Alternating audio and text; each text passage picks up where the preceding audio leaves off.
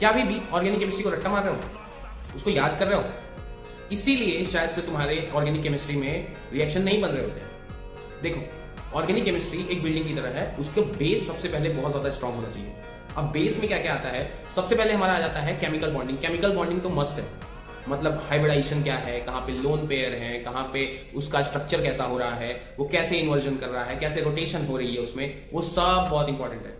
MOT वहां पे important है कि सिग्मा कहाँ आता है, सिग्मा स्टार कहाँ आता है, पाई कहाँ आता है, पाई स्टार किधर आता है, वो सब बहुत इंपॉर्टेंट है। एक बार केमिकल बॉन्डिंग कंप्लीट हो जाए तो तुम्हें जाना है कहाँ? तुम्हें यूज करना है जीओसी। अब जीओसी में भी सबसे पहले पढ़ना है कि कौन कौन से इफेक्ट्स आते हैं।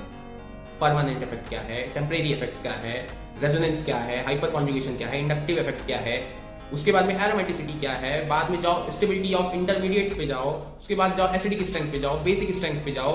जैसे ही जीओसी तुम्हारी खत्म होती है, वहां से डायरेक्ट जंप करो रिएक्शन मैकेनिज्म पे। अब रिएक्शन मैकेनिज्म क्या है, उसमें पता चलता है कि कोई भी पर्टिकुलर रिएक्शन कैसे वर्क करती है। अब वो चाहे SN1 हो, SN2 हो, SNI हो, SNNGP हो, E1 हो, E2 हो, SNAE हो, ARSN हो, कोई भी रिएक्शन हो, कोई भी पर्टिकुलर रिएक्शन कैसे प्रोसीड होती है, वो रिएक्शन मैकेनिज्म में पढ़ते हैं। अब उसको पढ़ने के बाद में तुम्हें जाना है अपने नॉर्मल हाइड्रोकार्बन चैप्टर में।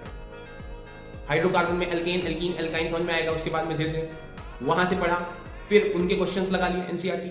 उसके बाद में तुमने MS चौहान लगा ली लेवल 1। नेक्स्ट हेलो एल्केन पे जाओ, हेलो एल्केन के बाद में हेलो एरीन करो, हेलो एरीन के साथ में फिर एल्कोहल पे चले जाओ, alcohol, phenol, ether, aldehyde, ketones, carboxylic, इन सबको एक साथ पढ़ो। ये सारे ऑक्सीडेशन रिडक्शन के ही केसेस हैं, इनको एज अ ऑक्सीडेशन रिडक्शन में पढ़ो तो कनेक्शन बिल्डअप होगा।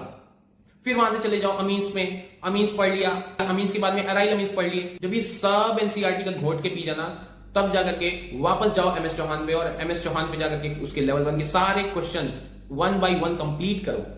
कंप्लीट करने के बाद में तुम्हें जाना है PYQ 47 ईयर PYQ पे, उनको सॉल्व करो। वही है असली मंत्र, वही है असली लेवल। उसको घोट जाओ, पूरी तरीके से एकदम घोट जाओ, बिना कोई सोचे समझे। और हाँ, रिएक्शन मैकेनिज्म करते वक्त उनके जो शॉर्ट पॉइंट्स हैं उनको लिखना मत भूलना एज अ शॉर्ट ट्रिक। उसके बाद में जब तुम रिएजेंट्स पे जाना, तो रिएजेंट्स में भी तुम सारे रिएजेंट्स के उनके वर्क, कौन सा रिएजेंट किसको रिड्यूस करता है, कौन सा रिएजेंट किसको ऑक्सीडाइज करता है, वो सब लिख लेना एक पर्टिकुलर पन्ने में। उससे क्या होगा, तुम डायरेक्टली कन्वर्जन कर पाओगे। ऑर्गेनिक रटने की चीज नहीं है, ऑर्गेनिक समझने की चीज है।